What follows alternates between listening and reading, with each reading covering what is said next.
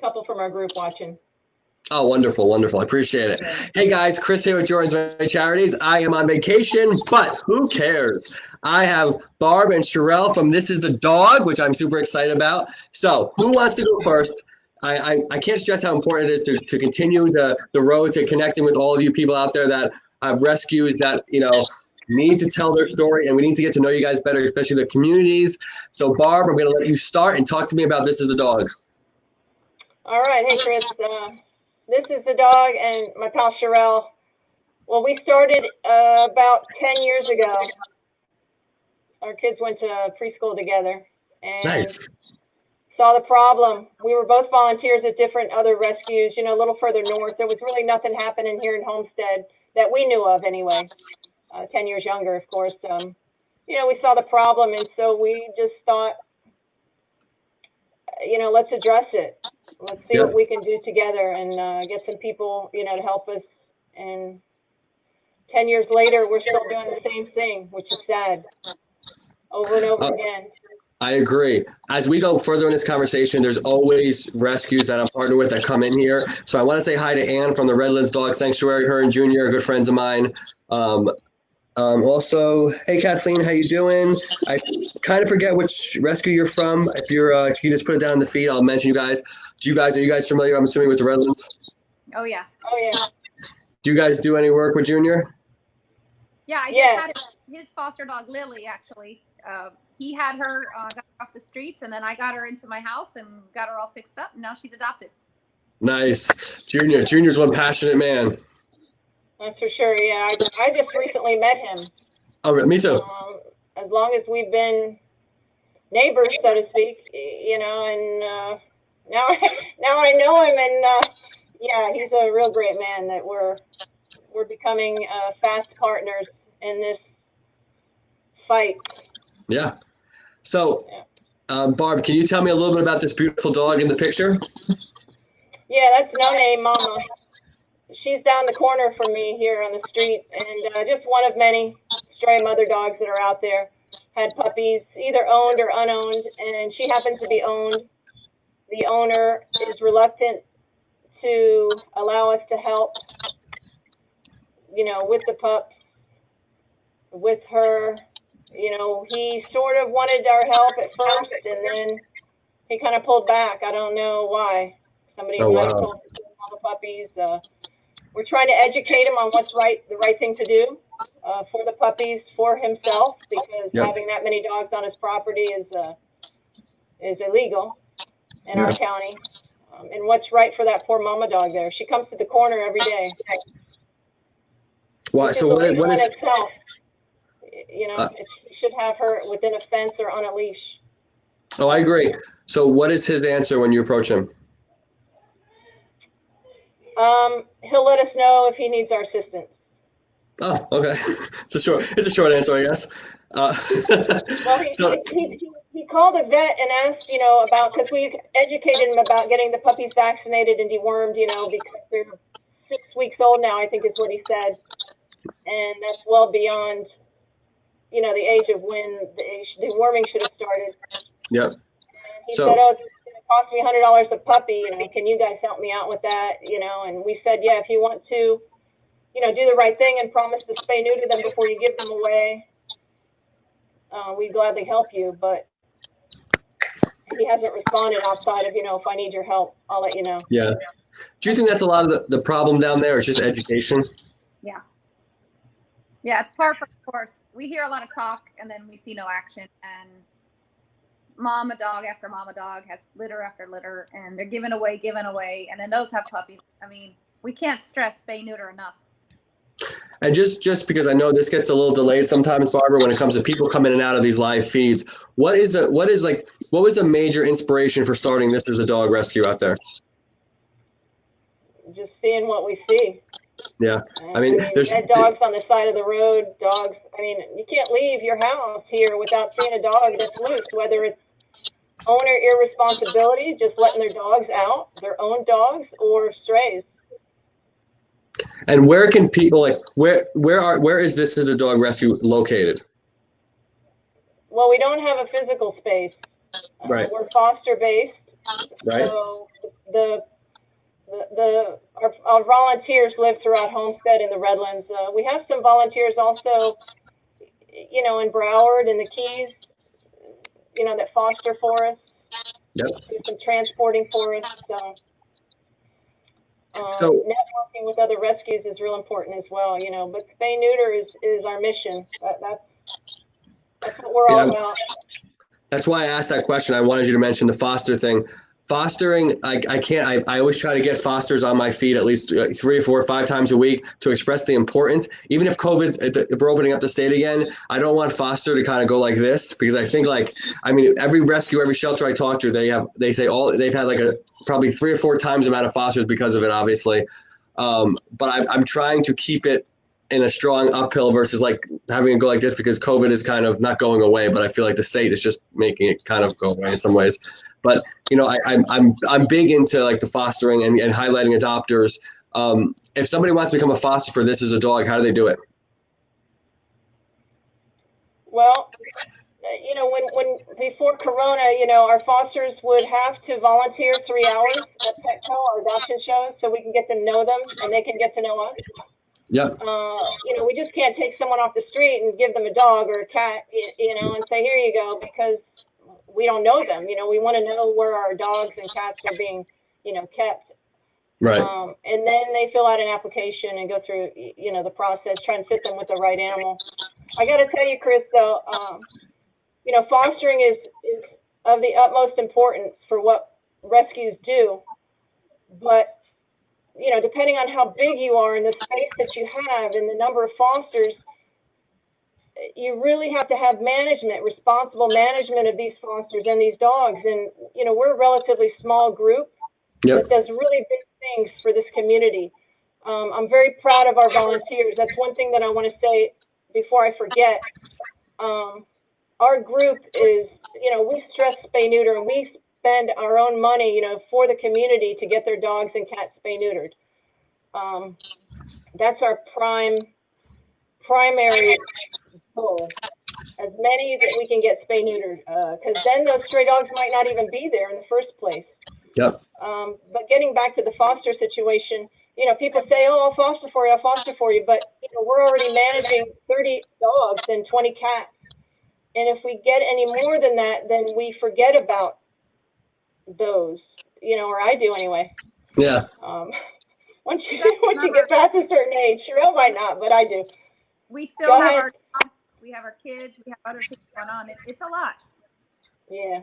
No, I agree. And guys, I don't mean to press issues, but it's why I stress so hard for people like you guys, the most selfless people I've ever been around, to get on these feeds weekly or bi-weekly with me, because we have to start educating the community in a different way, because I feel like we can do all the programs we want. Like I have a partnership with Best Friends now, and like I talk to so many rescues and shelters, and they're like, it's almost like they don't realize that the animal welfare community is like this big compared to the country, which is like millions and 300 million people. But they just haven't been. It hasn't been widespread, strong enough, and aggressively enough to let them know how important fostering is. To even talk about your daily routines. I mean, you guys do some serious stuff, and I know you guys don't have. This isn't a 9-to-5 job for you guys. It can't be. If it is, you're lying to me. Like, I know most shelters that I partner with, they do. It's 9 to 5. They punch out, they go home, the dogs stay there overnight, 12 hours before they're seen again. You guys can't do that. And again, if you say you are, you're lying to me. So I'm just kidding. I know you guys. We have emergencies happen all the time. Yep, that's right. You guys, one of my partners has 32 seniors in his rescue, which is out of his house. And I always say, you must wake up to surprises every couple hours. Like, it's like his dogs are from 8 to 18 or 7 to 17, whatever they are. But it's like, I had a 20-year-old dog, just one. And I remember he was the biggest pain in the butt towards the last couple of years. Between, I changed his diaper. I did everything for that little dog. Like, and I just can't imagine. Like, and that's why every time I visit a rescue, I have rescue partners that there's one woman that takes in pregnant dogs. I'm like, holy moly. One only takes senior dogs. One takes wheelchair dogs. I'm like, there's so many of you guys doing such an amazing job. That's why I'm always like, people have got to know more about you guys, because what you're doing is phenomenal. It really is phenomenal what you guys are doing. And I know you guys are like, you guys went into this knowing you're not going to make $1 million doing this. You have a passion, and people in your community need to know more about who you guys are. So I'm gonna switch gears a little bit, and Sherelle, I'm gonna come to you. I'm gonna take this picture off because somebody sent me a picture of you, and I'm gonna put it up there. So Miss Sherelle, tell me more about yourself. Tell me. Wait. I'm not finished. I want to start from the beginning, girl. Tell me about you in rescue. How did you start in rescue? I mean, have you done it since you were like a little girl? Like, tell me. I want the community to know who you guys are. Growing up, I always had a thing for, animals. And when I was old enough to volunteer at my local shelter in Central Florida, my mom and I would go walk dogs. And we'd say, okay, we're going to walk this side of the shelter today. Start walking all the dogs. That whole side would be quiet, but the other side they were barking, and we just couldn't leave till they were all walked. So a half an hour of volunteering turned into 2 hours. So that's where it started. And when I moved down here, I saw a lot of strays in Homestead, and I kept food and leashes in my car. And then I started adopting them out myself. I would drive all over the state to meet people to adopt the dogs. And I was spending so much money and so much time. And then when I met Barbara, she actually wrote an article to look for some, used towels and linens. And I said, oh, I can donate that to you. And then we met and found out our boys were the same age. And then I realized it was better to work with a group. Yep. There's more resources that way. And then it just kind of led to more and more. So we've definitely fostered a lot of dogs. It's not for the faint of heart. You have dogs with injuries. I've had dogs with no legs, had to have certain surgeries, life and death stuff. It happens a lot. Just the dog I took recently, I got from Junior. He got it off the street, got it safe, and then I brought it home. She had to have a urinalysis. She had to go get spayed. She had to get her microchip. It's always something. I met a doctor. That adoption didn't work out. I met another doctor, and that one, it's a lot, but it's so rewarding. Yep. That's everything I get from like when I do solo foster interviews where I just talk to somebody that's become a foster for the first time, and they tell me like it's so rewarding to know I'm giving them something they wouldn't have had if I didn't come step forward. And most of them always say I didn't know that fosters existed. And it's like I know as a community we've done a bad job. Like you guys are part of the rescue world. I'm a community. Like I plead guilty to that. Like I've done a bad job telling people about fosters, and I know about fosters and all that stuff. And I've never worked for a rescue, but like I've gotten educated in the last year and a half on things like that. And I feel like as a community, I suck at promoting it. Like, so I'm doing everything I can by interviewing you guys, because I think you guys, you guys are so undervalued and underheard in the community and in the nation by, as a whole. So I always like you to tell all your stories and kind of talk it in depth, especially on our first talk, like this first interview. I want the community to know who you two are. So like, again, I'm going to switch again to Barb. Barb, how did you start? Like, is this a little kid thing that you grew up into, or how did this start with you?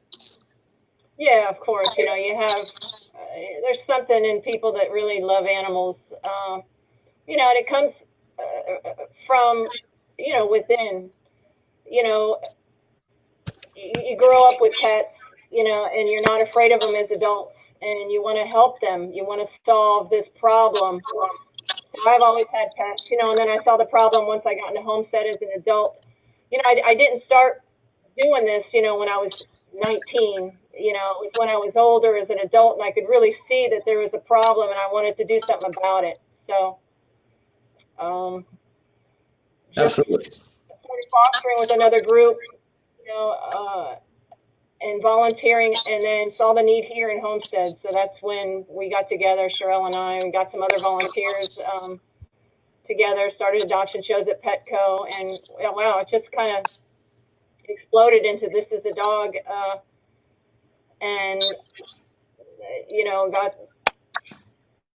got all the partnerships, got to know a lot of people in the community, working with the mayor, and just doing things outside of just saving dogs off the street, fostering and adopting them out. I mean, Sherelle and This Is the Dog, the group is one of our proudest probably accomplishments is getting the trailer, the Nice. city county trailer open. I sent a photo there to Erica, if you could maybe pull that up.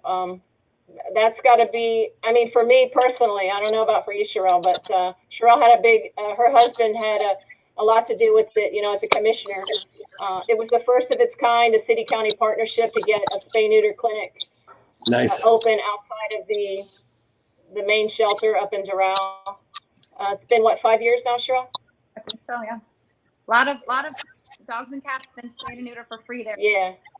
And it just Very was good. open for 2 Fridays. We pushed and pushed. As partners of Miami-Dade Animal Services, we, with the coronavirus, spay neuter was not an essential service. Wow. I have no idea why. Wow. But, Wow. I didn't know not that. in this community. So imagine, 2 months of dogs and cats just, reproducing in its kitten season.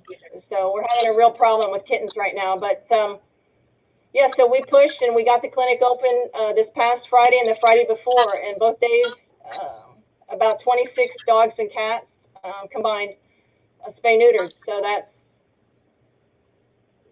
26 times 2. Yep.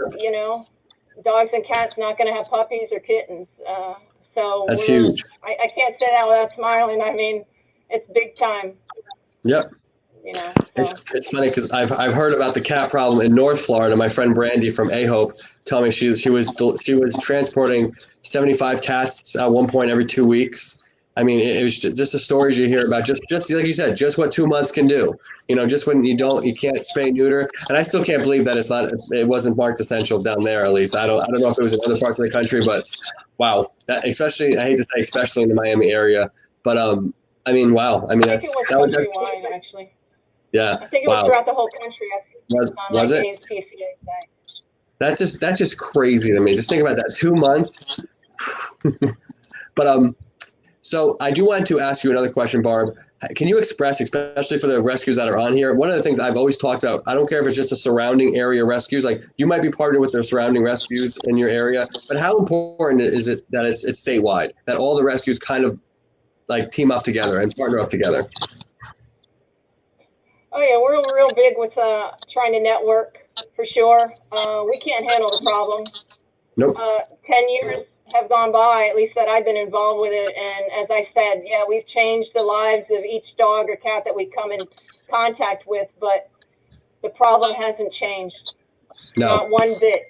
Nope. So we try and partner and get to know, there's some drama that goes around, on rescues. We try to stay away from that, and we have some partnerships, some pretty deep partnerships from Key West, up to Broward, and then throughout the state we have a couple, and then we branch up to New Hampshire where we have 3 partners that nice. We try to send dogs and cats out of here. We have a private transport going out June 11th, and they're taking my 4 kittens.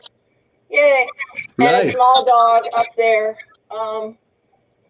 So another part of our mission is to get dogs and cats out of this county. I mean, first, again, a thing that I have in my head is that, it's basic math. If you keep adopting to this area, the numbers don't change. You still have, you have 100 dogs in the area, and then you get a couple more strays, then you have 102 because you've adopted out to the same area. The population doesn't go down, it just goes up.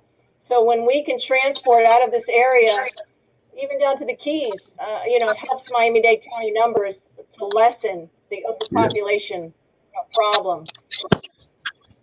So we're proud of our networking partners in county, and as far as in New Hampshire. You said something before that there's drama in rescues.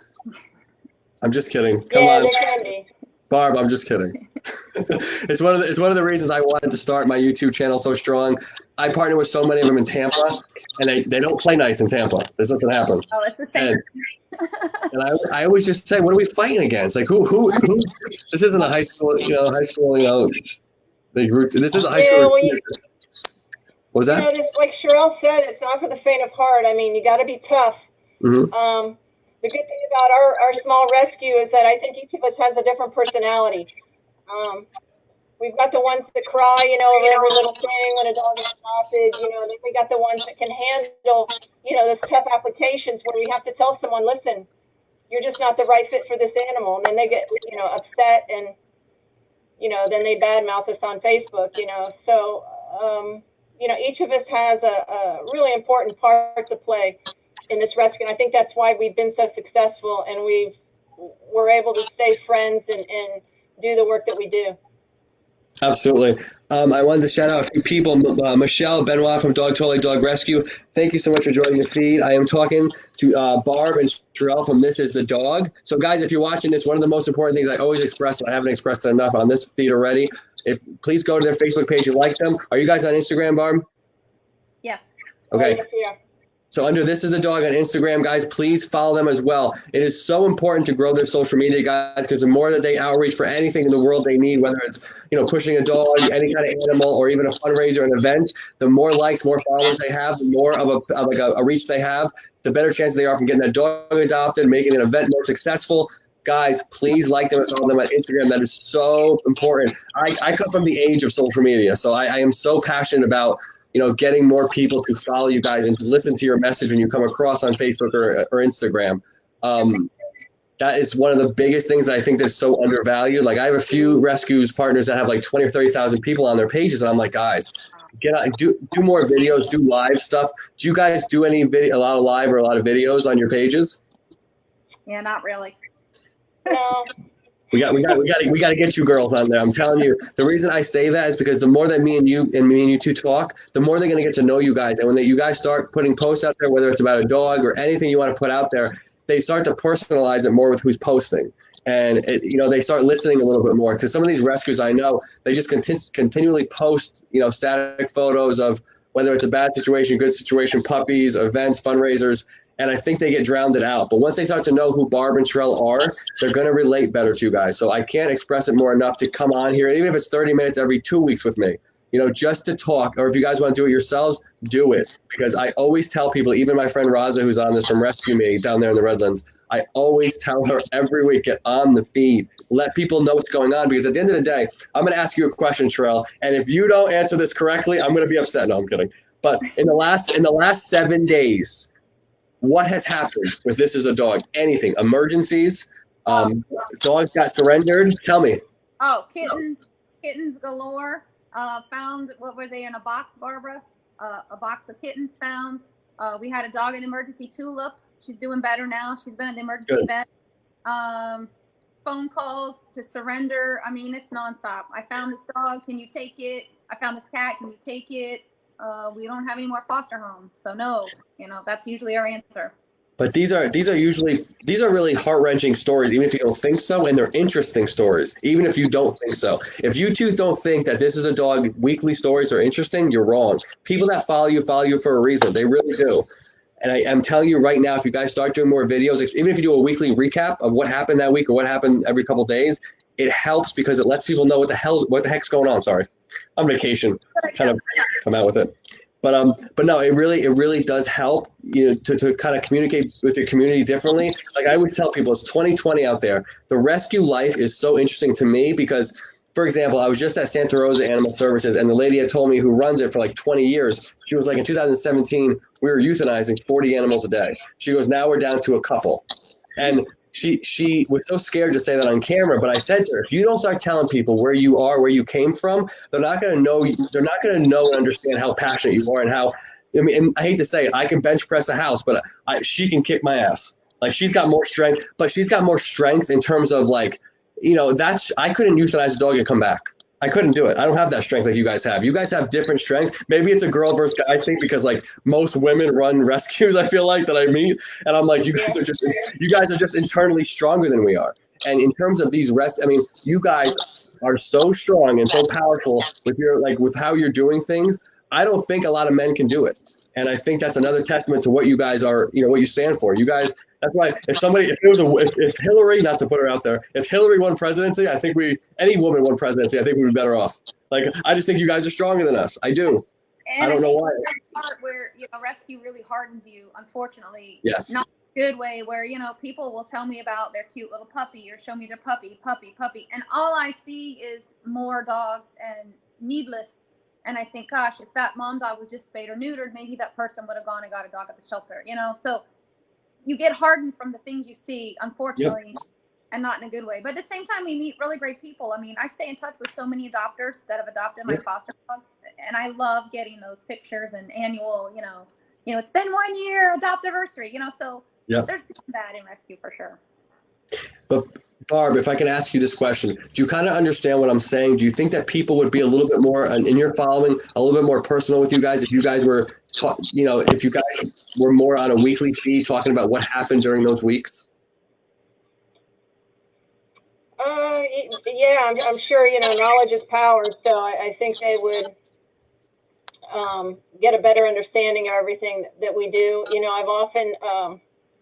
We've often joked about, all of us wearing GoPros around each day and having that audio on for the conversations that we have on the phone, the text that we do.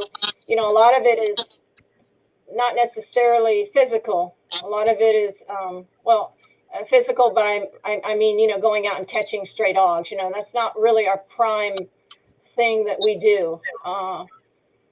Unless it's like that mother dog, we're working on that project. We just don't really have the, I hate to say, manpower. All of us have jobs, kids, we're doing so many different things. And then we get this call about this stray dog, I can't just get up and leave, like maybe some other rescues do. That's why the partnership and the networking is so important. But yeah, sometimes I was speaking to a lady on the phone the other day. She had put on the Nextdoor app that she found a dog, a schnauzer, and I texted her, hey, if the dog doesn't have a microchip, maybe we can help you out. If the owner can't be found, but please take it and get it scanned, try and find the owner, and then just let us know if you can't keep it, or if you can't foster it.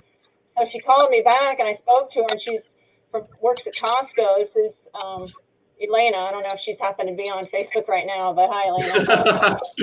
And she's like, oh, Costco, I can help you out. I didn't know you were 501c3, and we can get you some food. And that's I'm awesome. glad that, we spoke, because now I know a lot more about you. So it just goes to show that, sometimes you touch the right people. You can't get to them all. The education is so important. And we have a Bark Club at Air Base Caser 8 for 6 years. Sherelle and I and Aaron, who's out there probably listening,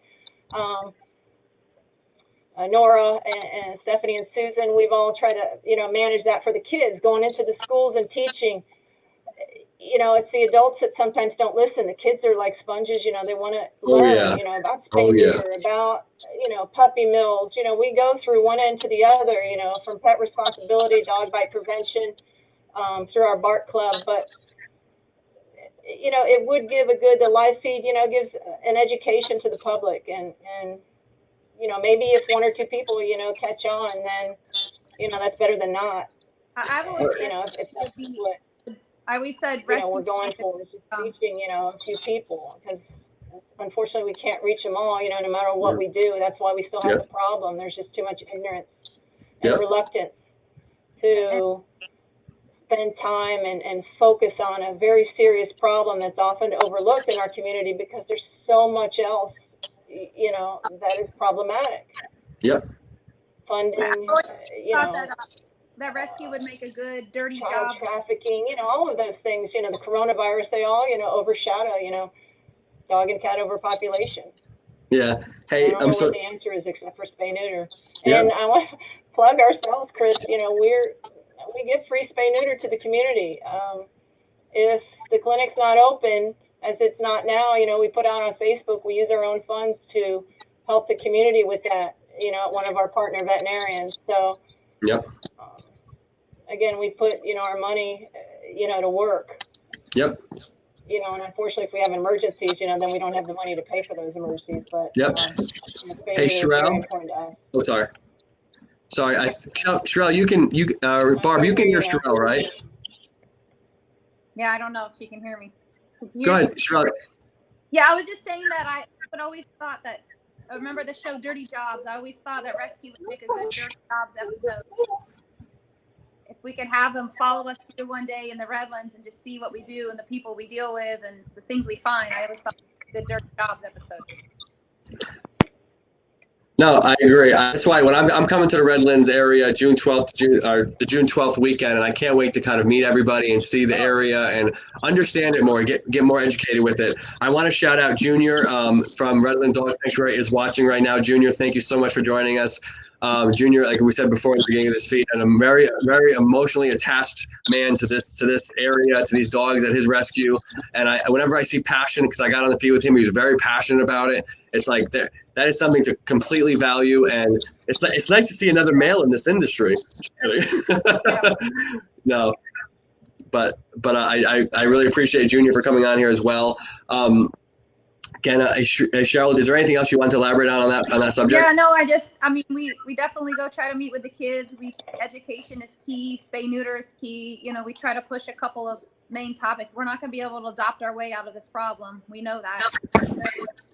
You know, we push as much as we can. We educate people why that's important, and then we try to educate the kids, because if we can't get the adults, let's at least get to the kids, because they're the future pet owners. I agree. Hey, Barb, in terms of This Is the Dog, is there an Amazon wish list that we can tell the community about? There is a wish list. Can you hear me? Yes, I can. Yeah, it's on our website. You know, we can always use, and what we don't use, we share. You know, it's hurricane season coming. Last hurricane season, I have a bunch of crates, you know, that we either get donated or, you know, to come back from transport. I put them all out in the front of my house and just put out there, hey, if you need a crate to, you know, have your dog or cat be safe during the storm, you know, just come by and get it. So we can always, you know, use donations, you know, crates, because we share food, collars, leashes. Yep. It's on our website. This is the dog.org. It's just amazing. Even those kind of facts about you guys, other rescues and other people don't know about. And those are simple things where it's like, you know, you guys help other rescues, other shelters, other people in the community, that's huge. Like, you guys have free spay and neuter. That's huge. It comes out of your own funds. That's even bigger. You know, both of you are running this thing. You have children of your own. You both have jobs. I thought I just heard. I mean, you guys are on double duty right now, and people just don't know this because, like, they just don't know. They don't know what they don't know. And I feel like the more that we kind of calls with a question or whatever, like, they think theirs is like the most important, the only one of the day. They don't realize, you know, 10 people have called that day and said they found a dog. Can you take it? And then they get mad at you because you can't take it. It's just one dog. You know, that's what they say. True. I can see that coming up in conversation too. It's just one dog. It's just one dog, Cheryl. Okay, but we have 10 people call, or they come to Petco at our adoption events and get mad at us because we don't take this cat, or, you know, okay, we'll take the cat. Can you give a little donation? Oh, I don't have anything. And they drive away in their Mercedes. You know, come on. Oh no. Yeah, that worries me a little bit too. But is there any events coming up for This Is the Dog that you guys want to shout out? Yeah, we really now, because of all the virus and pandemic going on, we have nothing really scheduled. I was thinking maybe if you guys were, I don't know if you guys were going into the virtual events that, like, I hear about a lot of these places starting to do. I don't know much about them. They're asking me to promote some of them, but I don't know the whole details yet. But have you guys ever considered any of the virtual events? I think we're just so busy doing what we're doing. Like Barbara said, we're such a small group, you know. I mean, check out our website, check out our adoptables. You know, offer to foster something. If somebody wants to put together an event, we're all for it. Hey, Barb, is there any other animal or a dog, cat, anything that you want to kind of promote in terms of, I know This Is the Dog, I said cat, I know what I said. We have cats too, lots of them. But, you know, everyone's probably going to say, Chris, but This Is the Dog. People yell. I used to have a dating site that I sold to a shark from Shark Tank. It was called You Must Love Dogs Dating. Ellen mentioned me. And when I first started it, when I was 25, before it got exploded because of Ellen, everyone used to yell at me, why is it called You Must Love Dogs? There's no cats allowed on it. Single people, because it was a dating site for singles with pets. And they used to always yell at me because I used the word dog. So I try not to make that mistake sometimes. I'm just like, all right, I know what I said. Like, you know, like, I always try to catch it. But is there any animal at This Is a Dog Rescue that you guys want to highlight? Because maybe it's been there way too long, or it's a senior, or just any special cases? Well, we recently rescued 2 dogs from Animal Services. Okay. Large dogs, you know, Koba and Buzz. So Koba was lucky enough to go to the Magic City Canine, hey D, if you're watching, prison program. So Koba is getting trained by an inmate, and he'll come out in about 2 weeks. He's a pit bull. He'll come out in about 2 weeks, fully trained, so he's going to be available. He's still on our adoption list. Nice. And Buzz is with the foster home. He's a large dog. He was in his cage. I'm sorry I didn't send a picture of him, but at the shelter he was listed as,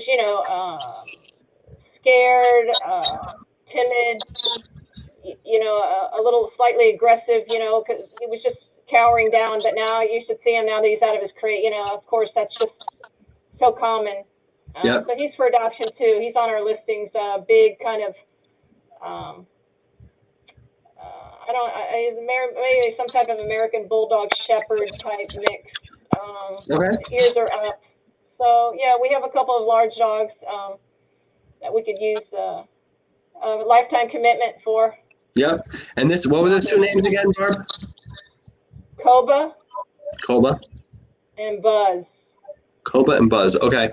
And on your website, can you give me the URL for your website for people to hear that? Yes, www.thisisthedog.org. Thisisthedog.org. Koba, and I already messed up the second name. Koba and what? Buzz.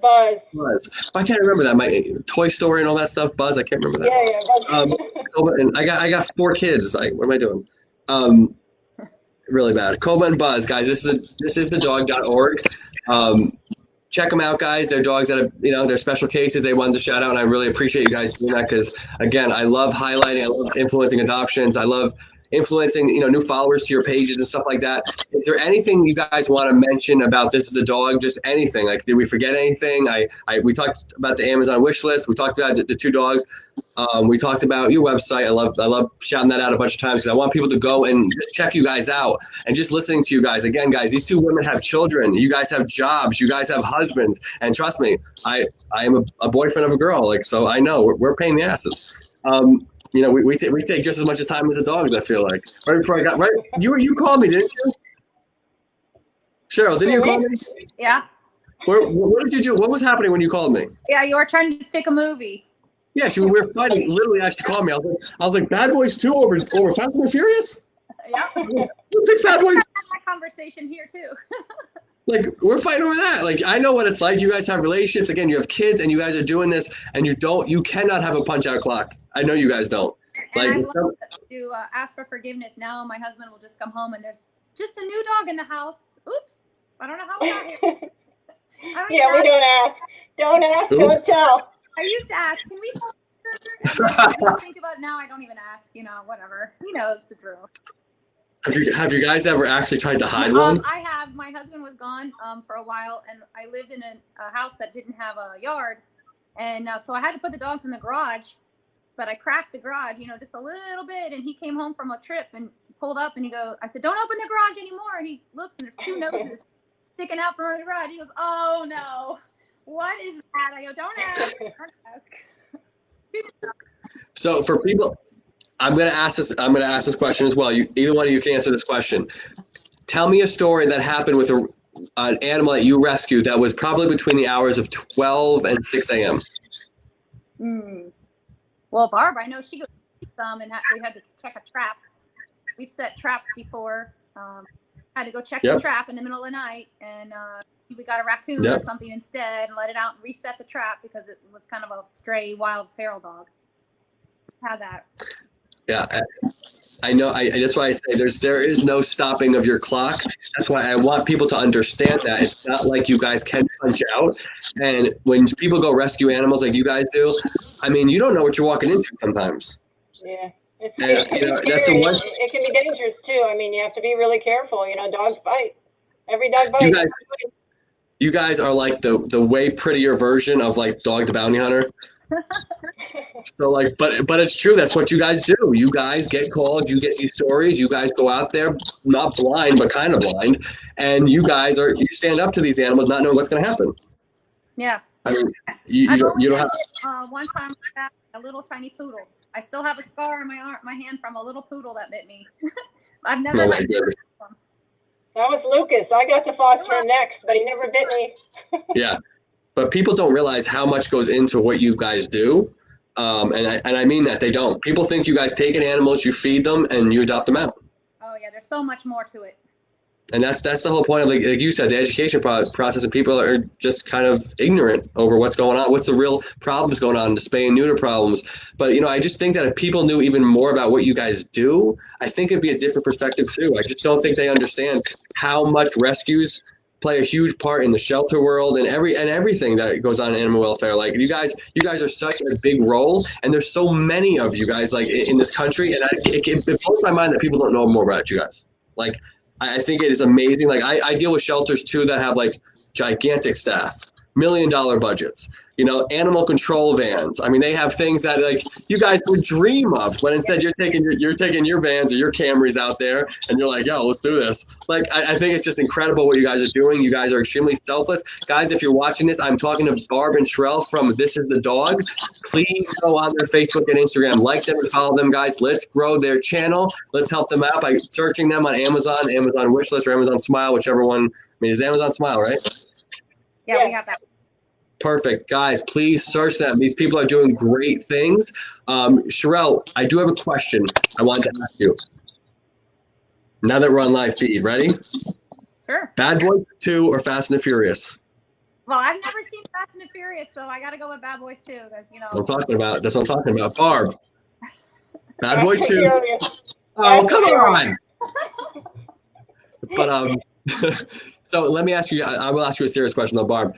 One of my biggest goals in pushing for what I'm trying to do across the country is to get a gigantic YouTube channel that just is for influencing adoptions, influencing senior dogs, long-term stays, and obviously emergency situations, whether it's transport situation. Why do you think in all the stuff that we've done across like in the country in terms of animal welfare, we have Best Friends, we have HSUS, we have ASPCA, that there isn't a social media platform aimed just at this? Like my daughter watches a kid that opens up toys on YouTube who has like 30 million followers or subscribers. It's the most idiotic thing I've ever seen. But like in this situation, in this like welfare community, like we don't have that platform that is just for that. Like we have the Dodo. When I was on the Dodo, I mentioned to them after I was done, like we had 8 million views on my video they did on me. And I was like, guys, can I pitch something to you guys? Can we do this every Friday? I'm at a different rescue shelter every week on your channel, your YouTube, which has 20 million people, just promoting the animals they have. They wouldn't go for it. I'm like, what are we doing? So like this has been my biggest push to become the Dodo. It's gonna take me a pretty long damn time. But like in terms of just animal, influencing adoptions, influencing long-term stays, seniors, emergencies. Why do you think this has just not have come to fruition yet in 2020? I don't know. I guess if we knew that, we probably wouldn't be in this problem, maybe, because there would be so much networking for all of these animals. Yep. I don't know. Like maybe what I mentioned before, it's either the really ridiculous things like those toys, that people are focusing on, those fads, the trends, or the more serious things, of, politics or, disease, hunger. That just, the animals are like in the middle, and it's like that just gets overlooked. Yep. I've always said that about what you guys do, and just the animal welfare community in general. I feel like, but what bothers me though the most is that you go on Instagram and you see some of these like pet influence and pet profiles with like 20 million followers. I'm like, what are we doing? Like, what's the problem? Like, why do we love this one dog so much? But if we want to do something for the whole animal welfare community as a whole, we can't get 1 million followers. Like, people don't want to back that up completely that way. But like, there's like Tuna Melt or what's that, Doug the Pug, that has like all these followers on Instagram, and I'm like, Grumpy Cat. What's that? Grumpy Cat. Yeah, well, Grumpy Cat? Yes, I remember Grumpy Cat, but it was like, they just post pictures of these singular animals, but they're not promoting or changing anything. One of the reasons why I'm not a big fan of the A-list celebrities, whether it's the Ellens of the world, whether it's is because they have platforms they just don't use. Like, Ellen can come to This Is the Dog or the Redlands, spend maybe about 4 hours on Facebook Live, and she would probably change more in 4 hours than we've been changing in 20 years. Can you imagine? Yeah. Can you imagine? But I've been in contact especially after the Dodo. I've talked to the Kelly Clarkson show, reached out to me, and the Ellen show interviewed me on Skype. They have yet to call me after a couple months. And I was wondering, like, was it just not that serious of a topic? I talked about I want to kind of start the biggest channel for this, for animal adoptions. And it's like, it's just all about the ratings, or what is it? Like, I get so bothered by the situation of, like, we have the platforms from the Ellen pages, which have 40 million followers. We have the Dodo. We have BuzzFeed Animals. We have all of these amazing platforms that just don't want to get their hands dirty in it. And I'm like, it's amazing what we have access to today. We don't use it. Well, you know what I found too? A few years ago, my family, we won an award for the Scholastic magazine, Scholastic Family and Child Kids. So we won a Volunteer Family of the Year award, and we were actually, and I did it to promote what I do, hoping that it would open some eyes to people. We were in a magazine cover. We were a spread of the magazine. I got contacted by 2 people to see if I could take their dog. Not how can we help you? Not do you have dogs for adoption? Not can we give fundraise for you? But will you do a dog adoption? Will you take? I have a dog. Will you think you'll take it? Two people contacted me through that article to take their, and I said, well, we try not to get and have dogs. We try to help adopt them out.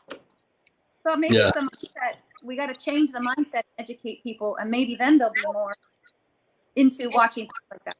I don't know. I think if there was more focus on the money that's being spent to euthanize, to house, if that was really a serious focus, on some of these political platforms, then, the money that can be saved by spaying and neutering could go to education or to science, or to our, first responder teams, and groups. There's just so much wasted money on this problem. Yep. And, it's not an animal problem. It's a people problem. Oh, I've said that forever. That's why I said before, I'm guilty. I'm guilty of the ignorance. Like, not that I've always spayed neuter my dogs, but I was always guilty. I'm part of the community. Like, so I'm guilty, and I think, it is such a community problem. And I've been saying that from the beginning. There was so much in the last 15 months as I started Jordan's Way that I did not know. I mean, I can give you a list and you'd be like, what the, like, but it's like, just because I have animals my whole life doesn't mean I know anything about the animal welfare. I didn't. I just didn't.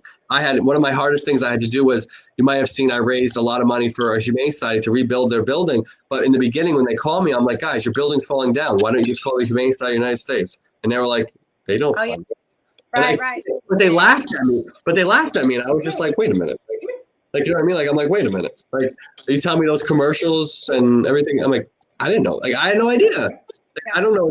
I just, like a common person who has animals that see those commercials, that see, all the great things they do in their commercials. You just figure that Humane Societies are all underneath them, like the local ones. When I was at Homestead, I learned that real quick too, because I was carrying food and stuff in my car to feed and help dogs I found and adopting them out one at a time. But after, 20 dogs of your own money and your own time, I realized, wow, Best Friends and the Humane Society of the United States, they don't need my money.